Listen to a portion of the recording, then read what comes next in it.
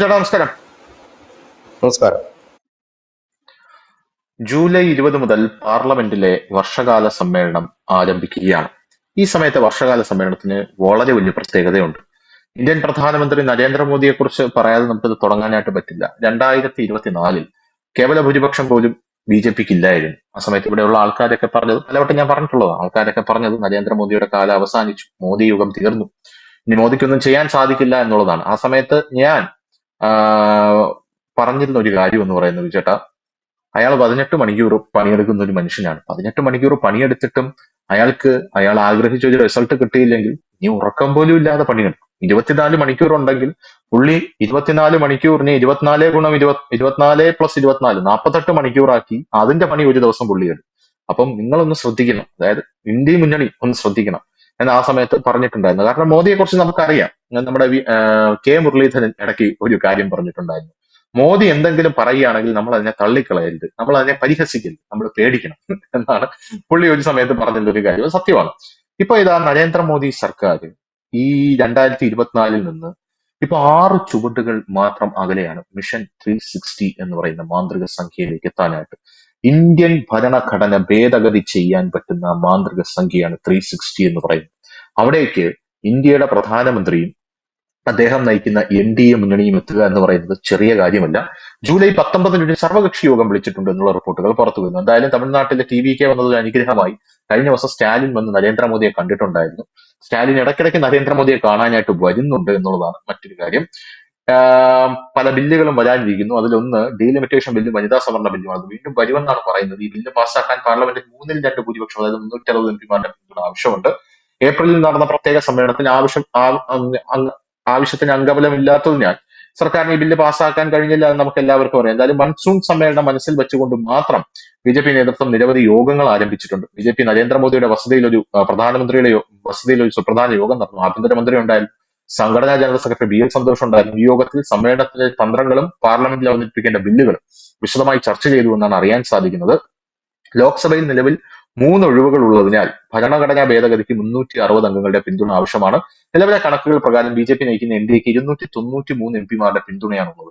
തൃണമൂൽ കോൺഗ്രസിൽ നിന്ന് വേർപിരിഞ്ഞ NCPAയുടെ 20 MP DMKയുടെ 22 MP സർക്കാരിനെ പിന്തുണയ്ക്കുകയാണെങ്കിൽ ഈ സംഖ്യ 335-ലെത്താം. ഇതിനു പുറമെ YSRCPയുടെ 4 MP ഒരു സ്വതന്ത്രന്റെയും ഉദ്ധവ് താക്കറെ ഗ്രൂപ്പിലെ ഏക്നാഥ് ഷിൻഡെക്കൊപ്പം വന്ന 6 MP പിന്തുണയോടെ ഈ സംഖ്യ 346 വരും.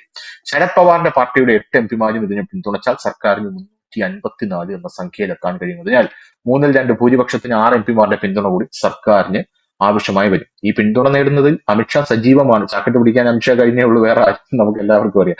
അമിത്ഷാ ഓടി നടക്കുകയാണ് എന്നുള്ളതാണ് മറ്റൊരു പ്രധാനപ്പെട്ട കാര്യം എന്ന് പറയുന്നത്. ഇതിന് പുറമെ ജൂലൈ 19 മഴക്കാല സമ്മേളനത്തിൽ പ്രതിപക്ഷത്തിന്റെ സഹകരണം തേടുന്നതിനായി ജൂലൈ 19 സർക്കാർ ഒരു സർവകക്ഷി യോഗം വിളിച്ചിട്ടുണ്ട് എന്നുള്ളതാണ്. നമുക്കറിയാം, നമുക്ക് ഈ ഡീലിമിറ്റേഷൻ ബില്ലും വനിതാ സംവരണ ബില്ലിനും അപ്പുറത്തേക്ക് ഒരുപാട് വലിയ ബില്ലുകൾ നമുക്കുണ്ട്. ഏകീകൃത സിവിൽ കോഡ് അതിലൊരു വലിയ സാധനമാണ്. അതിനും പുറമെ മറ്റെന്തെങ്കിലും സ്ഫോടനാത്മകമായിട്ടുള്ള കാര്യങ്ങൾ വരുന്നുണ്ടോ എന്ന് സംശയിക്കേണ്ടിയിരിക്കുന്നു. വരുമ്പോ വന്നു എന്ന് മാത്രമേ പറയാൻ സാധിക്കുള്ളൂ. കാരണം ഇവിടെയുള്ള കൊടികെട്ടിയ ജേർണലിസ്റ്റുകൾക്ക് പോലും നരേന്ദ്രമോദി കൊണ്ടുവരുന്ന കാര്യങ്ങൾ ഇതുവരെ എക്സ്പോസ് ചെയ്യാനൊന്നും സാധിച്ചിട്ടില്ല, അത് റിവീൽ ചെയ്യാൻ സാധിച്ചിട്ടില്ല, അത് അതിന്റെ അകത്തുനിന്ന് ചോർത്തിയെടുക്കാൻ സാധിച്ചിട്ടില്ല എന്നുള്ളതാണ്. അപ്പൊ എന്ത് തോന്നുന്നു ഈ കാര്യത്തിൽ? ഇപ്പൊ ഇതുവരെ ലിസ്റ്റ് ചെയ്തിരിക്കുന്ന ബില്ല് ലിസ്റ്റ് ചെയ്യും ബില്ല്, അതാണ് ഈ പാർലമെന്റ് വരുന്നത്. ലിസ്റ്റ് ചെയ്തതിനകത്ത് ഈ പറയുന്ന സ്ത്രീ സംവരണമൊന്നും ഇല്ല. അതാണ് നമ്മൾ ഭയക്കേണ്ടത്. ഇവർ സാധാരണ ഇതിൽ ഇവരുടെ ഈ വമ്പൻ ബില്ലുകളൊന്നും ലിസ്റ്റ് ചെയ്യാറില്ല. അതൊക്കെ ഒരിക്കലും നമ്മുടെ പ്രേമചന്ദ്രൻ MP അദ്ദേഹം പറയുകയുണ്ടായി, വെള്ളിയാഴ്ച ഉച്ച കഴിഞ്ഞിട്ട് ഇത് കണക്കുള്ള ബില്ലുകളുണ്ട്. ഈ വെള്ളിയാഴ്ചയുടെ ഒരു പ്രത്യേകത ഉണ്ട്. ഈ മിക്കവാറും ഒക്കെ ഓരോ സംസ്ഥാനങ്ങളിൽ നിന്ന് വരുന്ന MP അവർ വളരെ ദിവസം ഈ പാർലമെന്റ് സമ്മേളനത്തിലൊക്കെ പങ്കെടുത്തതിന് ശേഷം ഈ പാർലമെന്റ് അവസാനിക്കുന്നതിന് തൊട്ട് മുമ്പ് വെള്ളിയാഴ്ച ഇവരെല്ലാം മിക്കവാറും ഫ്ലൈറ്റ് നേരത്തെ ബുക്ക് ചെയ്തിട്ടുണ്ടാകും. ഇവരൊക്കെ ഉച്ചയ്ക്ക് മുമ്പൊക്കെ ഇവർ നേരെ അവരുടെ മണ്ഡലങ്ങളിലേക്ക് തിരിച്ചു പോവുകയാണ് ചെയ്യുന്നത്. ആ ഒരു സമയം നോക്കിയാണ് പ്രധാനപ്പെട്ട ബില്ലുകൾ പലപ്പോഴും കൊണ്ടുവരാറുള്ളതെന്ന് പ്രേമേന്ദ്രൻ MP ഒരു പ്രാവശ്യം പറഞ്ഞിരുന്നു. ഏതായാലും അത് ലിസ്റ്റ് ചെയ്തിട്ടില്ലെന്ന് പറഞ്ഞാൽ അതിനർത്ഥം ഉറപ്പായിട്ട് അത് വരും എന്നുള്ളത് തന്നെയാണ്. ലിസ്റ്റ് ചെയ്ത ബില്ലില്ലാത്ത ഒരു പ്രധാനപ്പെട്ട ബില്ലുണ്ട്, അത് FCRA ആണ്. ഈ FCRA എന്ന് പറഞ്ഞു കഴിഞ്ഞാല് പിന്നെ ഭരണഘടന ഭേദഗതി ചെയ്യണ്ട. അതിന് ഭരണഘടനാ ഭേദഗതി ഓൾറെഡി 2010 അത് ഭേദഗതി അമെന്റ്മെന്റ് അത് ഓൾറെഡി ഉള്ള നിയമമാണ്. അതിന് ഭേദഗതി മാത്രമാണ് ഇതിനകത്ത് ഉള്ളത്. പുതിയതായിട്ടൊരു അഡീഷണൽ നിയമം വരുമ്പോൾ മാത്രമാണ് ഇങ്ങനെ ഒരു കാര്യത്തിലേക്ക്. അപ്പൊ അതിന്റെ ഒരു ആവശ്യമേ വരുന്നില്ല. അപ്പോൾ അതുണ്ട് എന്നുള്ള കാര്യം ലിസ്റ്റിനകത്തുണ്ട്. അത് ലിസ്റ്റ് ചെയ്ത് കഴിഞ്ഞിട്ടുണ്ട്, FCR ലിസ്റ്റ് ചെയ്ത് കഴിഞ്ഞിട്ടുണ്ട്. അപ്പൊ അതുണ്ട്. പക്ഷെ ഈ സാധനം ലിസ്റ്റ് ചെയ്തിട്ടില്ല. അപ്പൊ എനിക്ക് തോന്നുന്നു ഒരു പക്ഷേ അത് അവർ കൊണ്ടുവരും, അവസാന ദിവസം കൊണ്ടുവരാനുള്ള സാധ്യതയാണ് നിൽക്കുന്നത്. കാരണം ഇത് കുറെ ദിവസം ഇതുങ്ങളെ പാർലമെന്റിൽ ഇട്ട് പൊരിപ്പിച്ച് ഇതിനൊക്കെ ചോദ്യോത്തരങ്ങളൊക്കെ വേണമല്ലോ ഇതിനകത്ത്. അതെല്ലാം നടക്കാനുള്ള സാധ്യതകൾ ഇതിനകത്തുണ്ട്. പക്ഷെ ഇവിടെ ധനുഷ് പറഞ്ഞതിനകത്ത് കുറച്ച് എംപിമാരെ കൂടെ കൂട്ടേണ്ടതായിട്ടുണ്ട്. കാരണം ആം ആദ്മിയിൽ നിന്ന് നമ്മുടെ രാഘവ് ചദ്ദ ഉൾപ്പെടെയുള്ള കുറെ പേര് വന്നിട്ടുണ്ട്. അവരെ കൂടെ ആഡ് ചെയ്യണം ഈ 93-ല്. നമ്മുടെ BJPയുടെ കൂടെയുള്ള NDAയുടെ കൂടെയുള്ള 293 എന്ന് പറയുന്ന സംഖ്യ നേരത്തെ മുതലുള്ളതാ. അതായത് ഇവരുടെ 240, BJPയുടെ 240-ഉം ബാക്കിയുള്ള പല പല കക്ഷികളിൽ നിന്ന് വന്ന ടീമുകളും ഉണ്ട്. അപ്പൊ അതിനകത്ത് ഇപ്പൊ പുതിയതായിട്ട് നമ്മുടെ ആം ആദ്മി പിളർന്ന് വന്നല്ലോ. നമ്മുടെ ഈ ഹർഭജൻ സിംഗും അതുപോലെ തന്നെ ഈ രാഘവ് ചദ്ദ അടക്കമുള്ള ഒരു 7 പേര് വന്നിട്ടുണ്ട്. അതില് 1-2 പേര് രാജ്യസഭയിലുമാണ്. അപ്പം അവരെ കൂടെ അത് ആഡ് ചെയ്യുമ്പോൾ ആ 293 എന്നുള്ളത് കുറച്ചുകൂടി ഉയരും. അപ്പൊ ഏതാണ്ട് 260 വേണ്ടി വരില്ല ശരിക്കും. അത്രയും പേര് പങ്കെടുക്കില്ല. കഴിഞ്ഞ തവണ തന്നെ അത്രയും വേണ്ടായിരുന്നു.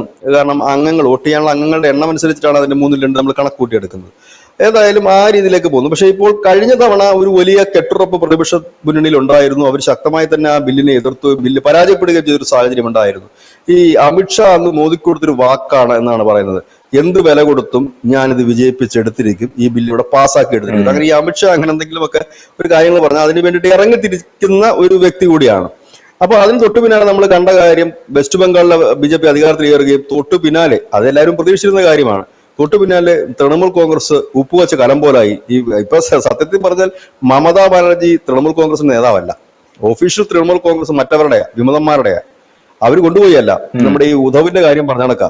ഉദ്ധവ് താക്കറേക്ക് ഇപ്പൊ ഒറിജിനൽ ശിവസേന അല്ലല്ലോ. അപ്പൊ അവരുടെ പരമ്പരാഗതമായ ചിഹ്നം അമ്പും ബില്ലും ഒക്കെ ഇപ്പൊ ഇരിക്കുന്നത് മറ്റേ ഇവരുടെ കയ്യിലാ, ഷിൻഡയുടെ കയ്യിലാ. കംപ്ലീറ്റ് പോയി. അപ്പം അതേ സ്ഥാനത്ത് അതേപോലെ തന്നെ ഈ പുല്ലും പൂവുമെല്ലാം വിമതന്മാര് കൊണ്ടുപോയി. സത്യത്തിൽ ഇപ്പം മമതാ ബാനർജിക്ക് എന്താണ് അതിന് പറയേണ്ട, ഒഫീഷ്യലി അവരില്ല. തൃണമൂൽ കോൺഗ്രസ് നേതാവ് മമതാ ബാനർജിയെ നമുക്ക് ഒഫീഷ്യലി പറയാൻ കഴിയില്ല ഇപ്പോൾ. കാരണം വിമത ഇതാണ്. ഇനി അവരെ അംഗീകരിക്കണം, വിമതരെ അംഗീകരിക്കുന്ന സ്പീക്കർ അംഗീകരിക്കണം. അതുപോലെ തന്നെ ചടങ്ങുണ്ട് ശരി. പക്ഷെ അതോടെ കഴിഞ്ഞാൽ പിന്നെ മമതാ ബാനർജി വിമത. ഇപ്പൊ ഈ ഉദ്ധവ് താക്കറെ എന്ന് പറഞ്ഞതൊക്കെ എനിക്ക് തോന്നുന്നു TMC മമത എന്ന് പറഞ്ഞു വല്ലോ വരുമായിരിക്കാം ആ പാർട്ടി. പക്ഷെ ഇവിടെ എല്ലാവരും ഉറ്റുനോക്കുന്നത് ഇതൊന്നുമല്ല. ഒരു വമ്പൻ പിളർപ്പിന്, ഒരു വമ്പൻ പാർട്ടിയെ പിളർക്കാൻ ഒരു വലിയ ശ്രമം BJP നടത്തുന്നുണ്ടെന്നുള്ളതാണ്. അതിന്റെ ചർച്ചകൾ വലിയ രീതിയിൽ മുമ്പോട്ട് പോകുന്നുണ്ട്. അത് മറ്റൊന്നുമല്ല, ഉത്തർപ്രദേശിൽ നിന്നുള്ള സമാജ്വാദി പാർട്ടിയാണ്. ആ സമാജ്വാദി പാർട്ടിയിൽ ഒരു വലിയ പിളർപ്പുണ്ടാകും. കുറഞ്ഞതൊരു 20 MPമാരെങ്കിലും BJP പക്ഷത്തേക്ക് ചേരുമെന്നുള്ളതാണ് ഒരു വാർത്ത പുറത്തു വരുന്നത്. ഇതിനിടയിൽ DMK ഒരുപക്ഷെ ഈ ബില്ലിനെ പിന്തുണയ്ക്കാനുള്ള സാധ്യത ഉണ്ടോ എന്ന് വെച്ചാൽ സാധ്യത കുറവാണ്.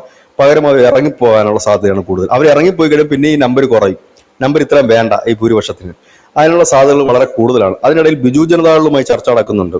ബിജു ജനതാദൾ പണ്ടുതൊട്ടേ ഇവരുടെ രഹസ്യ കാമുകയാണ്. അപ്പോൾ ബിജു ജനതാദളിനെ ആയിട്ട് ചർച്ച നടക്കുന്നുണ്ട്. ഒപ്പം തന്നെ മറ്റു ചില പാർട്ടികൾ ഇറങ്ങിപ്പോകാനുള്ള സാധ്യത. ഇതിനകത്ത് സമാജ്വാദി പാർട്ടിയുടെ ഒരു പിളർപ്പ് വരികയാണെങ്കിൽ അത് ഇന്ത്യൻ രാഷ്ട്രീയത്തെ പാടെ മാറിമറിക്കും. അതുകൊണ്ട് തന്നെ ജൂലൈ 20 എന്ന് പറയുന്നത് നമ്മുടെ രാജ്യത്തെ സംബന്ധിച്ചൊരു നിർണായക ദിവസമാണ്. അത് പ്രതിപക്ഷത്തെ വമ്പന്മാരെല്ലാം തകർന്നു. ഒടുവിൽ ഈ രാഹുൽ ഗാന്ധിയും ടീമും മാത്രം, അത് കോൺഗ്രസ് മാത്രം നിൽക്കുന്ന ഒരു കാഴ്ച നമ്മൾ കാണാൻ കഴിയുന്നത്. ശരത് പവാർ ഇപ്പുറത്തേക്ക് വന്നു. സുലേ പറയുന്നത് ഞങ്ങൾ നോക്കിയിട്ട് ചെയ്യാം, അല്ലാതെ ചെയ്യാം. ഈ ഫട്നാവിസിനെ കാണാൻ ഇപ്പൊ തിരക്കാണ് ഭരണപ്രതിപക്ഷ പാർട്ടികളുള്ള നേതാക്കന്മാര്. അപ്പം NCP, പിന്നെ തൃണമൂല്, DMK, ഈ വമ്പൻ 3 പാർട്ടികൾ പോയി കഴിഞ്ഞാല്, വമ്പൻ 3 പാർട്ടി, 2 പാർട്ടി പോയി കഴിഞ്ഞാൽ ഇനി അവശേഷിക്കുന്ന ഒരേ ഒരു വമ്പൻ പാർട്ടി അതിനകത്തുള്ളത് സമാജ്വാദി പാർട്ടി മാത്രമാണ്. ബാക്കി ആരും അതിനകത്ത് അവശേഷിക്കുന്നില്ല. 2 MPമാര് വേണ്ടേ? 2 MPമാരുള്ള ഒരേ ഒരു പാർട്ടി സമാജ്വാദി പാർട്ടിയാണ്. ബാക്കിയുള്ള എല്ലാം തീർന്നു. DMK കോൺഗ്രസുമായിട്ട് ഒരു അഡ്ജസ്റ്റ്മെന്റിന് അവർ തയ്യാറാകാത്തൊരു സാഹചര്യമാണ്. ഈ ഒരു സാഹചര്യത്തിലേക്ക് നിൽക്കുമ്പോഴാണ് ജൂലൈ 20, 2026 ജൂലൈ 20 ഇന്ത്യൻ പാർലമെന്റിന്റെ ചരിത്രത്തിൽ, അല്ലെങ്കിൽ ഇന്ത്യൻ പൊളിറ്റിക്സിന്റെ ചരിത്രത്തിൽ ഒരു നിർണായക ദിവസം തന്നെയാണ്. കാരണം പ്രതിപക്ഷ പാർട്ടികളിലെ ഏതാണ്ട് നമ്മൾ മുമ്പ് പറഞ്ഞിട്ടുണ്ട് പലവട്ടം ചർച്ചയിൽ. കാരണം ഇനി ഭാവിയിൽ വരുന്ന 2 പാർട്ടികളെ ഇന്ത്യയിൽ കാണും. അതൊന്ന് BJPയും ഒന്ന് കോൺഗ്രസുമായിരിക്കും. കാരണം ബാക്കിയുള്ള ചെറു പാർട്ടികളൊക്കെ ഈ വലിയ പാർട്ടിയിലേക്ക് ലയിക്കും. അങ്ങനെയാണല്ലോ ഇപ്പൊ കോർപ്പറേറ്റ് വൽക്കരണം എന്നാണ് നമ്മൾ പറയുന്നത്. ഈ വലിയ വലിയ കോർപ്പറേറ്റ് സ്ഥാപനങ്ങൾ ഇപ്പൊ ടാറ്റ ആയാലും റിലയൻസ് ആയാലും ഒക്കെ ചെയ്യുന്നത് വെച്ചാൽ അവർ പുതിയതായിട്ടൊന്നും തുടങ്ങുകയല്ല ചെയ്യുന്നത്. ഇപ്പൊ അവർക്കൊരു സൂപ്പർ മാർക്കറ്റ് തുടങ്ങണമെന്നുണ്ടെങ്കിൽ അവർ വന്ന് നോക്കും. അവിടെ നോക്കിയിട്ട് ഏറ്റവും മികച്ച കച്ചവടം നടക്കുന്ന പലചരക്കട ഏതാണെന്ന് നോക്കും. എന്നിട്ട് അയാളെ വിലക്കെടുക്കുകയാണ് ചെയ്യുന്നത്. ആ കട എങ്ങ് വിലക്കെടുക്കുകയാണ് ചെയ്യുന്നത്. അയാൾക്ക് വേണ്ട പൈസ, അയാൾക്ക് 10 ലക്ഷം രൂപയാണ് വേണ്ടതെങ്കിൽ ഇവർ 20 കൊടുക്കും. എന്നിട്ട് ആ സ്പോട്ടിലെ കട ഉൾപ്പെടെ ഇങ്ങ് എടുത്തുകൊണ്ട് അവർ അവരുടേതായ ബോർഡ് സ്ഥാപിച്ച് പിന്നെ അവരുടേതായിട്ട് മാറും. എന്ന് പറഞ്ഞതുപോലെ തന്നെ ഈ രാഷ്ട്രീയത്തിലും കോർപ്പറേറ്റ് വൽക്കരണം വലിയ രീതിയിൽ തന്നെ നടക്കുന്നുണ്ട്. നമ്മളിപ്പം കണ്ടിട്ടുണ്ട് മാധ്യമങ്ങൾ ഒരുപാട് ഇപ്പോൾ അദാനിയുടെ പക്കലേക്ക് പോയി. ഇതെല്ലാം ഈ കോർപ്പറേറ്റ് വൽക്കരണത്തിന്റെ ഭാഗമാണ്. അത് വലിയവൻ ചെറിയവനെ വിഴുങ്ങുക എന്നുള്ളതാണ് സിമ്പിളായി പറയുന്ന ഒരു കാര്യം. അങ്ങനെ നോക്കുമ്പോൾ സ്വാഭാവികമായി തന്നെ BJP-യോട് ടച്ച് ചെയ്യാൻ പറ്റാത്ത പാർട്ടികൾ, ആ പാർട്ടികളെല്ലാം കോൺഗ്രസിന്റെ ഭാഗമായി കോൺഗ്രസ്സായി മാറുകയും കോൺഗ്രസിൽ ലയിക്കുകയും ചെയ്യും ഭാവിയിൽ. BJP-യോട് അഡ്ജസ്റ്റ് ചെയ്യാൻ പറ്റുന്ന പാർട്ടികളെല്ലാം ലയിച്ച് BJP ആയി മാറുന്ന ഒരു കാഴ്ചയും വരും. അങ്ങനെ ഈ രാജ്യത്ത് രണ്ട് പാർട്ടികളെ ഇനി അവശേഷിക്കത്തുള്ളൂ. നമ്മുടെ രാജ്യത്ത് എത്ര പാർട്ടിയുണ്ടെന്ന് അറിയാവോ? രജിസ്റ്റേർഡ് ചെയ്ത 2500 രാഷ്ട്രീയ പാർട്ടിയുള്ള ഒരു രാജ്യമാണ് നമ്മുടെ രാജ്യം ഇന്ത്യ. അതിൽ എല്ലാവർക്കും MP-മാരൊന്നുമില്ല. ഒരു MP ഉള്ള പാർട്ടിയുണ്ട്, NPP കണക്കുള്ള പാർട്ടികളുണ്ട്, പിന്നെ അങ്ങനെ ഒരുപാട് ചെറിയ ചെറിയ പാർട്ടികളുണ്ട്. നമുക്ക് അതിന്റെ മുഴുവൻ പേര് പോലും നന്നായിട്ട് അറിയത്തില്ല. അപ്പം ഇങ്ങനെയുള്ള പാർട്ടികളൊക്കെ ഇനി ഇല്ലാതെ വരുന്ന ഒരു കാലഘട്ടം വരും. അതിന്റെ ഒരു തുടക്കമാണ് 2026 ജൂലൈ 20. അതായത് ഈ പണ്ട് BJP-ക്കാർ എപ്പോഴും പറയുമായിരുന്നു, അത് പ്രധാനമന്ത്രി നരേന്ദ്രമോദി തന്നെയാണ് മുമ്പ് പറയുന്ന ഒരു കാര്യം, പ്രസിഡൻഷ്യൽ രീതിയിലുള്ള ഒരു ഇലക്ഷൻ വേണം, അമേരിക്കൻ പ്രസിഡൻഷ്യൽ രീതിയിൽ. അതാകുമ്പോഴേക്കും വലിയ രീതിയിലുള്ള പിന്നെ തെരഞ്ഞെടുപ്പ് ചെലവ് കുറയ്ക്കാൻ കഴിയുമെന്ന്. പക്ഷെ അത് കേരളത്തിലെ BJP-ക്കാർ സമ്മതിക്കുമെന്ന് എനിക്ക് അറിയില്ല. കാരണം തെരഞ്ഞെടുപ്പിന്റെ പ്രചരണ ചെലവ് കുറഞ്ഞു കഴിഞ്ഞാൽ എങ്ങനെയാണ് അവർ കൊടിയുടെ പേരിൽ പൈസ അടിക്കുന്നത്, റൂമിന്റെ പേരിലും കാറിന്റെ പേരിലും ഒക്കെ എങ്ങനെ പൈസ അടിക്കും? എനിക്കൊന്നും അങ്ങനെയാണെങ്കിൽ ഏറ്റവും കൂടുതൽ BJP ആൾക്കാർ രാജിവെച്ചു പോകുന്ന കേരളത്തിൽ നിന്നായിരിക്കും. മോദി ഞങ്ങളോട് അത് ചെയ്യരുതായിരുന്നു, കാരണം ഞങ്ങൾ ഇനി ഇതിന്റെയൊക്കെ പേരിൽ എവിടുന്ന് തട്ടിപ്പ് നടത്തും എന്നുള്ള ഒരു ചോദ്യം അവർ വരും. അത് പ്രസിഡൻഷ്യൽ രീതി വരുമ്പോഴത്തേന് രണ്ട് നേതാക്കന്മാര് നാഷണൽ ലെവലിൽ തന്നെ മീഡിയാസിന്റെ മുമ്പിൽ 4-5 തവണ, ഇപ്പൊ അമേരിക്കയിലൊക്കെ അങ്ങനെയല്ലേ, നേതാക്കന്മാർ പരസ്പരം വരുന്നു, അവരുടെ അജണ്ടകൾ പറയുന്നു, അല്ലെങ്കിൽ മാനിഫെസ്റ്റോ എന്താണെന്നുള്ള ഒരു റിവീൽ ചെയ്യുന്നു, അതിനെക്കുറിച്ചുള്ള ചർച്ചകൾ നടക്കുന്നു. അപ്പൊ പിന്നെ പ്രചരണത്തിന്റെ ആവശ്യങ്ങളില്ലല്ലോ, കാരണം ജനം ഇത് കണ്ടുകൊണ്ടിരിക്കുകയാണ്. ശബ്ദ കോലാഹലങ്ങളില്ല, പോസ്റ്റർ ചെലവില്ല, ഫ്ലെക്സിന്റെ ചെലവില്ല, പിന്നെ അങ്ങനെയൊക്കെയുള്ള നമ്മളെ സംബന്ധിച്ച് നമുക്ക് കുറച്ച് വാർത്ത കുറവായിരിക്കും. കാരണം ഈ ഇലക്ഷൻ കഴിയുമ്പോൾ എല്ലാ കാലത്തും BJP-യിലെ കൈയിട്ട് വാരലിന്റെ വാർത്ത 2 ദിവസം നമുക്ക് പോകുന്നതാണ്. അത് കുറഞ്ഞു കിട്ടും എന്നുള്ളൊരു വലിയ ദുഃഖകരമായ കാര്യം കൂടി ഇതിനകത്തുണ്ട് എന്നുള്ളതല്ലാതെ ഒന്നുമില്ല. ഏതായാലും ഇത് ഇങ്ങനെ വലിയൊരു കാരണം ജൂലൈ 20 നിർണായകമാണ് എന്ന് തന്നെ നമുക്ക് പറയാം, ഉറപ്പിച്ച് പറയാൻ കഴിയും. അതിനകത്ത് നമുക്കൊരു അഭ്യൂഹത്തിന്റെ അടിസ്ഥാനത്തിലല്ല നമ്മൾ പറയുന്നത്, ഉറപ്പായിട്ട് പറയാൻ കഴിയും. കാരണം ഇന്നലെ വരെ അപ്പുറത്തിരുന്നവരെ പലരും ഇപ്പുറത്ത് കാണാൻ കഴിയും. DMK ഒക്കെ നഖശികാന്തം. എനിക്ക് തോന്നുന്നത് രാഹുൽ ഗാന്ധി ഇത്രത്തോളം ആത്മാർത്ഥമായി സ്നേഹിച്ച ഒരു മനുഷ്യൻ ഈ സ്റ്റാലിൻ മാത്രമാണ്. ഈ രാഹുൽ ഗാന്ധിയാണ് പ്രധാനമന്ത്രി എന്ന് ആദ്യം പറഞ്ഞതും ഈ സ്റ്റാലിനാണ്. ഭാവി പ്രധാനമന്ത്രിയാണ് രാഹുൽ എന്ന് വേറെ ഒരാളും പറഞ്ഞിട്ടില്ല. മമത പോലും പറഞ്ഞിട്ടില്ല. മമത പറഞ്ഞിട്ടില്ല, പിന്നെ അഖിലേഷ് യാദവ് പറഞ്ഞിട്ട് ആരും പറഞ്ഞിട്ടില്ല. ആ മനുഷ്യനാണ്. അത് രാഹുലിന് ഇത്രത്തോളം സ്നേഹിച്ചൊരു മനുഷ്യനായിരുന്നു സ്റ്റാലിൻ. ആ സ്റ്റാലിൻ ഇപ്പൊ മറുകണ്ഠമായി അവർ വേറെ ബ്ലോക്ക് ആയിട്ടിരിക്കാനായിട്ട് നോട്ടീസ് കൊടുത്തിട്ടുണ്ട്, അപേക്ഷ കൊടുത്തിട്ടുണ്ട്. അപ്പൊ അതാ പറഞ്ഞത്, അപ്പുറത്തിരുന്ന പലരും, പിന്നെ BJP വിറപ്പിച്ചോണ്ടിരുന്ന മെഹുവയൊക്കെ ഇനി എന്ത് ചെയ്യുമെന്നുള്ള കാര്യമൊന്നും അറിയില്ല. കാരണം അവരൊക്കെ വിരലെണ്ണ, കാരണം അവരെ എതിർക്കാൻ അവരുടെ തന്നെ ആളിപ്പുറത്തുണ്ട്. 20 MP-മാർ ഇപ്പുറത്ത് മാറി നിൽക്കുക. അത് ഇവരെ എഴുന്നേറ്റ് കഴിഞ്ഞാൽ അവര് കൂവിക്കോളും. BJP-ക്കാരൊന്നും ചെയ്യേണ്ട ആവശ്യം വരുന്നില്ല. അത് അപ്പുറത്തുണ്ടായിരുന്നവരൊക്കെ ഉദ്ധവ് താക്കറെ, ആകെയുള്ള ഇപ്പൊ സഞ്ജയ് റാവുത്ത് മാത്രമാണ്. ബാക്കി അവരുടെ കൂടെ ഒന്നും ആരും ഇല്ല. അതാണ് കഴിഞ്ഞ ദിവസം വരെ, കഴിഞ്ഞ പാർലമെന്റ് വരെ വളരെ ശക്തമായി മോദിക്കെതിരെ നിലയുറപ്പിച്ചിരുന്ന പലരും ഇപ്പോൾ മോദി പക്ഷത്തേക്ക് എത്തുന്ന ഒരു കാഴ്ചയാണ് ഈ ജൂലൈ 20 നമുക്ക് പാർലമെന്റിൽ കാണാൻ കഴിയുന്നത്.